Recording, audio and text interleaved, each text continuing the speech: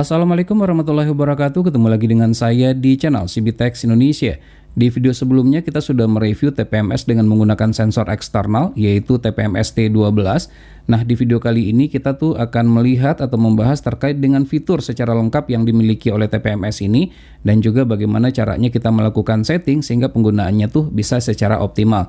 Namun sebelum kita melanjutkan video ini perlu diketahui juga untuk pencahayaan sengaja kita redupkan dengan harapan agar tulisan pada displaynya ini dapat terbaca dengan baik.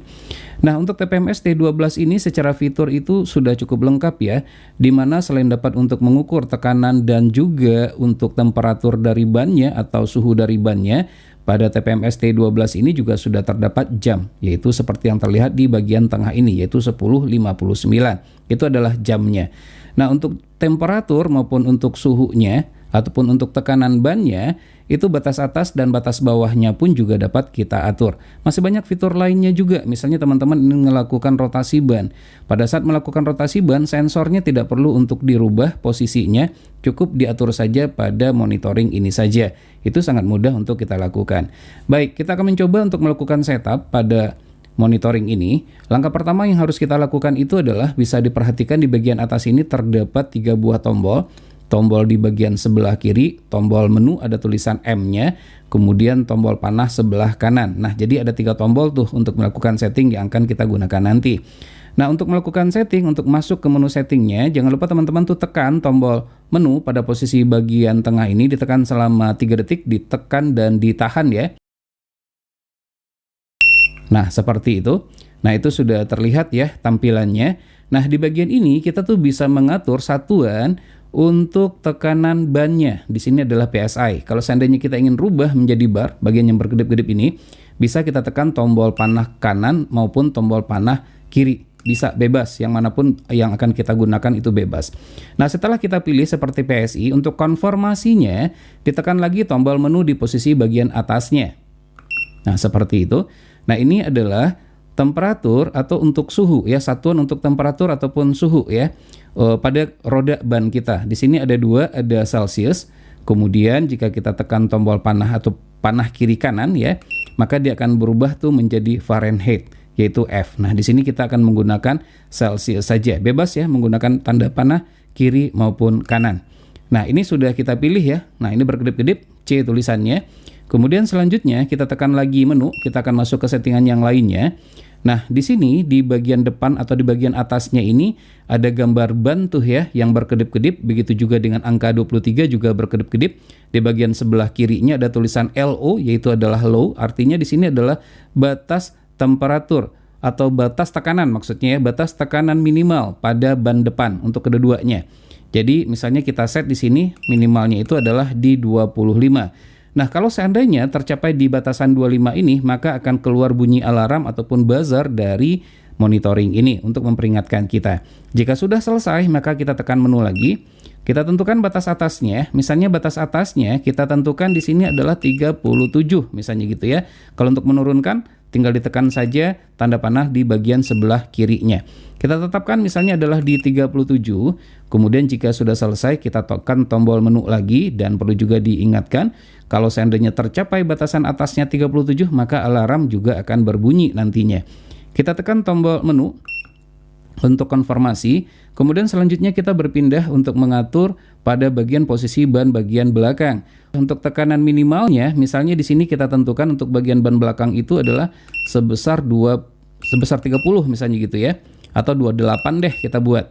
Nah, kalau seandainya batas minimal ini tercapai, maka alarm juga akan berbunyi. Kemudian kita tekan lagi tombol menu untuk masuk ke proses settingan selanjutnya. Tombol menu ini juga berfungsi sebagai tombol konfirmasi. Nah, kemudian untuk batas atasnya, kita tetapkan misalnya adalah di 40 untuk tekanan bannya.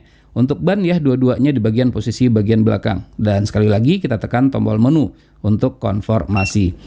Nah, ini adalah untuk suhu ataupun untuk temperatur ban, karena kalau seandainya suhunya meningkat, ini juga bisa mengakibatkan ban menjadi pecah ya. Ada banyak pilihan. Yang pertama misalnya di sini adalah 65, 70, 75, bisa menggunakan tanda panah kiri kanan ya, bebas. Kemudian 80, kemudian 85. Nah, kemudian balik lagi ke 65. Jadi paling bawah tuh batasannya adalah di 65. Jadi kita pilih saja ya. Untuk batas atas untuk suhu ataupun temperaturnya adalah di 65. Kemudian selanjutnya, nah seperti yang terlihat nih, dia berkedip seperti ini. Kemudian kita tekan lagi tombol menu. Nah, di sini terlihat ya, kita akan masuk ke menu untuk melakukan exchange atau pertukaran dari ban ya.